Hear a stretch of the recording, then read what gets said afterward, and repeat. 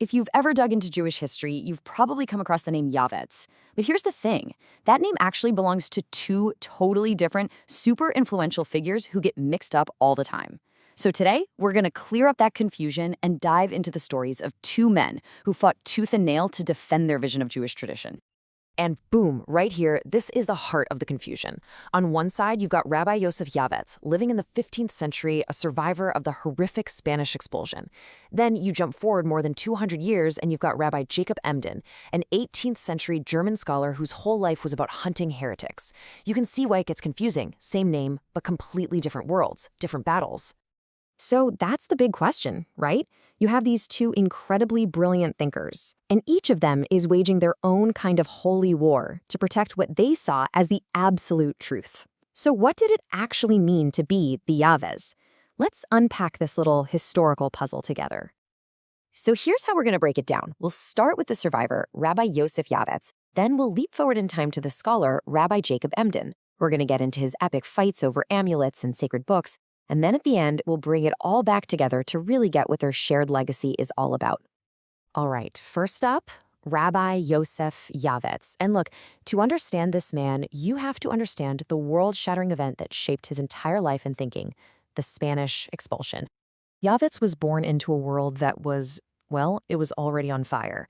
He lived through the Alhambra Decree in 1492, which was this impossible choice: convert to Christianity or get out of Spain forever.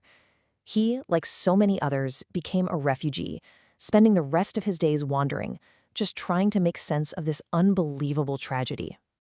So, like anyone who's lived through something truly awful, his whole life's work became a search for answers. But this wasn't just some abstract philosophical question. This was raw. This was a man trying to process immense trauma for himself and his entire people. He was trying to figure out, what was the spiritual sickness that led to all this suffering? Why did God let this happen? And the answer he came up with? Man, it was radical, super controversial. He basically argued that the Jewish people had been weakened from the inside out because they got too into philosophy and trying to rationalize everything. He said that when the world turned upside down, all that cold, logical thinking, it failed them. For him, the only way forward, the only way to survive spiritually, was to get back to a pure, simple, unshakable faith. And this one sentence, right here, it just sums up his entire philosophy. He was basically saying, I was there, I saw it with my own eyes. He claimed that it was the regular people, the simple folk, with their powerful, heartfelt faith, who stood strong. Meanwhile, he said, it was the wise guys, the intellectuals and philosophers, who were the first to break and convert. For him, true strength wasn't in your brain, it was in your heart. Okay, now let's hit the fast forward button. We're talking about 200 years later. We're leaving the trauma of 15th century Spain and jumping right into the intellectual battlegrounds of 18th century Germany to meet our second Yavetz, Rabbi Jacob Emden. Jacob Emden was an absolute force of nature, just a different kind of person for a different kind of time. He was this intellectual powerhouse, a master of all the traditional Jewish texts, but he was also fluent in German, Dutch, and Latin. And this is key. He almost never held an official paid rabbi position. That independence, it gave him the freedom to be this absolute bulldog of a critic. And who was his main target, this hidden threat he was obsessed with? The Shabbatians. Okay, so this was this secret movement that followed a guy, Shabbatai Zvi, who claimed to be the Messiah, but then, plot twist, he converted to Islam. You'd think that would be the end of it, right? Nope. Many of his followers just went underground, secretly believing he was still the Messiah. To guys like Emden, this was terrifying. It was like a poison, a secret heresy corrupting Judaism from within. So what does Emden do? He basically makes himself the #1 heresy hunter of his generation. He got incredibly good at reading between the lines, spotting what he believed were hidden codes and secret messages in all sorts of books and writings. And he made it his life's mission to expose anyone he even suspected of having these secret beliefs. And this crusade of his, it led to the single biggest, most explosive fight of his life, a controversy that literally ripped German Jewish society in half. So in this corner, you've got Jacob Emden, the fiery, independent accuser. And in the other corner, you have Rabbi Jonathan Ebeschitz, one of the most powerful and beloved rabbis in all of Europe. He was the chief rabbi of 3 major communities. I mean, this was a classic David and Goliath showdown, an outsider taking on the entire establishment. So what was the smoking gun? What started this massive war? Amulets. Little protective charms. Emden got his hands on some amulets that Rabbi Eibishutz had written for people, and he claimed he'd cracked the code, that they were filled with secret prayers to the false messiah Shabtai Zvi. I mean, you can imagine. This was the most explosive accusation possible. And with that accusation, well, as one person who was there put it, all hell broke loose.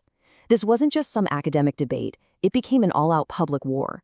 People were writing pamphlets, issuing excommunications, entire communities were forced to pick a side. It was a huge, messy scandal that really shook people's faith in rabbinic authority for a long, long time. But here's the thing, Emden's war wasn't just with people. He was also fighting a war to protect the integrity of sacred texts themselves. The whole Eibishutz affair was really just the most famous battle in his much, much bigger campaign. Okay, so take the prayer book, for example. At the time, you had this new wave of scholars who wanted to fix the grammar in the prayers so it would perfectly match the Hebrew of the Bible. Emden fought this like crazy. He argued that the language of the sages had its own sacred rhythm, its own unique grammar, and to try and correct it was just arrogant. He saw it as chipping away at tradition. And he didn't stop there. I mean, no text was safe from his critical eye. He raised questions about how old the Zohar, the foundational book of Kabbalah, really was, mainly because the Shabbatians loved it so much. He even argued that the great Maimonides couldn't possibly have written the Guide for the Perplexed, because he found some of its philosophical ideas to be basically heretical. He was fearless. So let's pull back and look at these two guys together again. They lived in different centuries, they fought completely different wars, but there is this really powerful thread that connects them.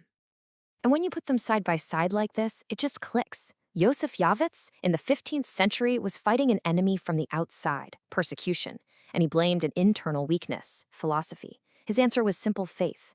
Fast forward 200 years, and Jacob Emden is fighting a purely internal enemy, heresy, and his answer was absolute intellectual rigor and purity. One feared philosophy, the other used it as a weapon. So in the end, the shared Yavets identity isn't really about a specific belief. It's about a type of person. Both of these men were, for lack of a better word, zealots. They were passionate, they were brilliant, and they were completely, utterly unwilling to compromise in the fight for what they believed was the absolute truth. And that's what their stories leave us with, isn't it? They force us to ask some really tough questions that are just as relevant today as they were hundreds of years ago.